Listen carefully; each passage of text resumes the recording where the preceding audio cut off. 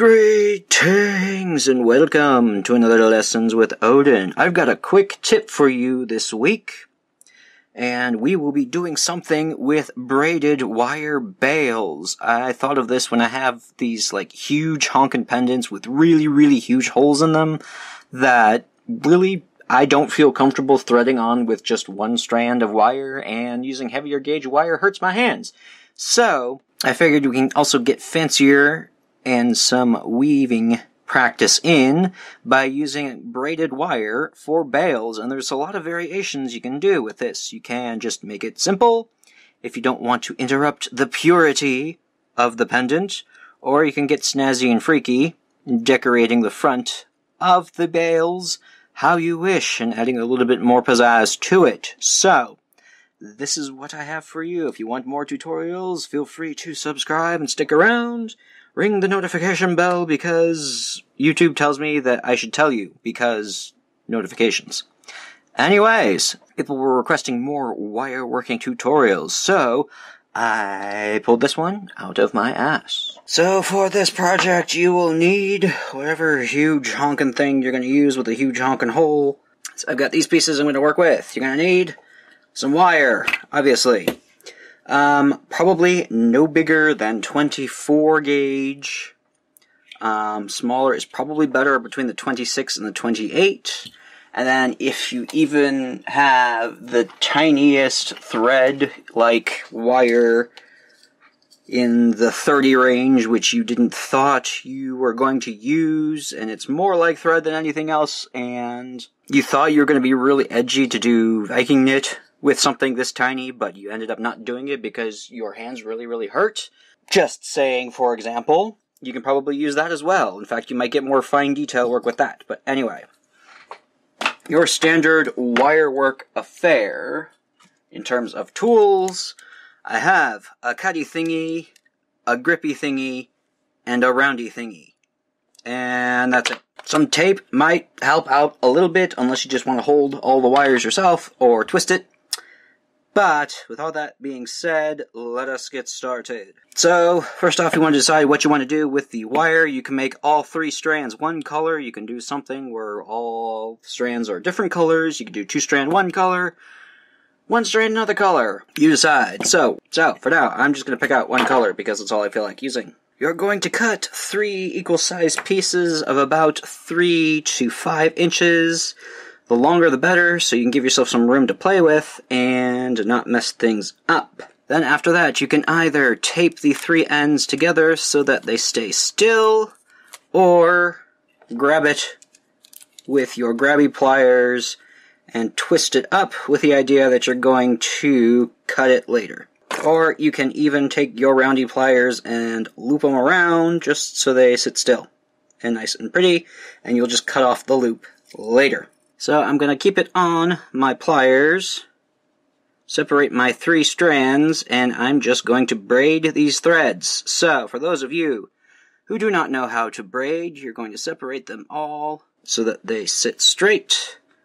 Then you go left on the inside, then right on the inside, left on the inside, right on the inside. And the tighter you pull, the tighter the braid is going to be. So you do that till you have most of the length of the wire done. If you want an even tighter braid, you can get your grippy pliers down and involved as you're pulling things around. So we're just going to pull that through, and you can see how much tighter this braid gets compared to the rest of it. If you pull super tight, you can kind of see how much more even it is and thinner it is compared to the hand ones down here. So once you have the thread long enough, going to pull it around, you can kind of coax the really argumentative, thicker coils with your pliers. We're going to basically act like this is one single piece of wire, and we're going to thread it like we do. So I'm going to center it on my braid. I'm going to pull up one side over the other, Then from the side, I'm going to take my grippy pliers, pull it up so that it's more towards the center of the piece.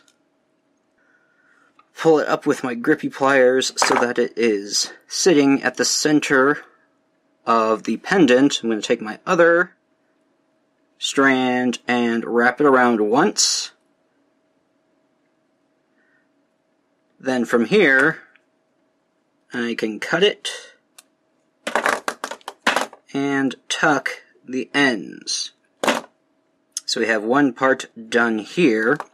Then I'm going to fold this end 90 degrees to start our loop. Gonna grip it in my round nose pliers, flip it over, pull it out, finish wrapping around the tooth of my pliers, and you can choose to do a wrapped loop with the excess and cut it, but you might find that it looks a little messy. So you can also just do it like a regular loop without the wrapping and just cut it right where it's at, so that you're left with this kind of loop. Just kind of push in the ends, and there you go. The basic braided loop with a little bit more detail to it. You can also do this with a 4-strand braid, and I'm not going to teach you how to do a 4-strand braid here. If you'd like me to do a video on 4-strand braiding, let me know. So, that's one type we could do it. Next are going to be a couple of variations on the same deal. Alright, so for this next one, I have about 5 or 6 inches of braided bale material. And we're going to do something similar, but decorative. So I'm threading that through, but I'm going to leave a longer tail on one side than the other. We're going to do our same thing, fold it over, bend it back, wrap the long side around the short side, but this time we're going to do something curly and swirly. After we wrapped the short side once, we're just going to kind of keep the braid going, just wrap it around the pendant itself.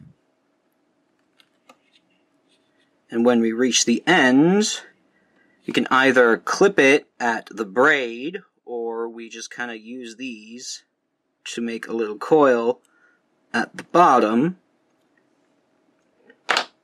and then clip those ends short, so that our pendant gets a little extra pizzazz. Then you wrap this loop the same way, or you can even use a longer piece to make another detail going on the opposite direction. But either way, you have this cool little thing that hangs around. So you do your loop, fold it around, pull it out, stick it back in, finish your loop. You can either clip it here or fold it around. And then, since this end is shorter, you can make little coils with the short ends. I'd clean it up just a little bit so that the ends are nice put together, and then clip it, and then coil it around so that the pointy ends don't stick ya. So it's got a little curly Q on that area. And you have this extra bondage pendant. And yet again, there's another way where you can have some fun. So I have just like a 3-inch piece of braid, similar to this first one that we've did. I'm going to thread it through so that I have all these phalange bits off one side. I'm going to take the non-phalange bit, fold that over, and prepare. Fold it up so that it sticks up at the center. I will go over and around, and now I'm going to take each one of these little tendril thingies and just kind of have fun wrapping it around the pendant. This pendant has some lines that you can easily fill in there, but I think I just want to have something on top, so I'm going to fold them over and just kind of spread them and fan them out. like that, and I'm going to clip them just so that they extend a little bit beyond the pendant. Then I'm going to take my round nose pliers and take each individual one and form little coils so that they decorate the front.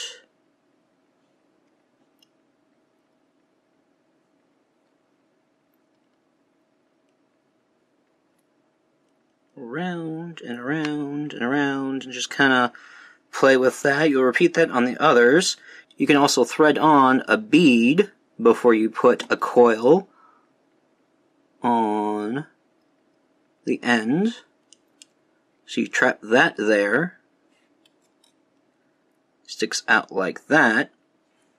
And then just kind of bend everything over so that it conforms to the shape of your pendant. And you can even have some additional fun by taking your grippy pliers and just making little kinks and twists in each one of these tendrils. So I'll grab one of the wires by the teeth and just kind of twist so that I form a little bit of a thunderbolt shape. Twist in one way, twist in another way, make some interesting shapes and zigzags that coil and wrap around, so you form something interesting on top of your pendant. Then you can go ahead and loop that like you normally would. And there you have just something a little extra to do with wire if you have a lot of wire on hand. And if you want to do something extra with your huge honkin' pendants that have these giant holes that are kind of require a little bit more than just a wrapped loop in order to protect the crystal, and so they don't get too scratched up. But something a little heavy duty, something a little more fun and interactive to do with it. And yeah, just have fun with it. There's a lot of ways you can do it. I just demonstrated some things you can do, but it's up to you what look you are going for. So if you try this out, I want to see what you do to your pendants. You can also do this with rocks and other crystals that don't have holes in it. You can kind of tailor that to what you like. But yes, that will do it from me. I hope you enjoyed this little tip. If you want to join our little beading community, feel free to check down in the description box for our Facebook group at Creations from Lessons with Odin. You'll meet lots of fun, beady people who love to share their projects, so come and check it out if you want some inspiration as well. And thank you to all of my patrons over at Patreon for helping to support this channel. It's really awesome of you, and I'm very, very grateful to have each and every one of you there. And just a reminder too, patrons, the August poll is there and up and running. If you want to help me choose ideas for what's going to be happening on August's exclusive tutorial, check out the Patreon page down below, or in your email. There's been a notification sent out there. And if you would like to be a patron and get exclusive jewelry making tutorials for $1 a month, things that don't get posted on YouTube, come and be a patron over on my Patreon page. The link will be down below. And while you're down there, feel free to check out all my other social media details, all my links, PO Box, what have you. All pertinent links are down below. Thank y'all so much for joining me, and of course, if there's anything I need to be trying out right now, feel free to let me know down below. And I will see you next time.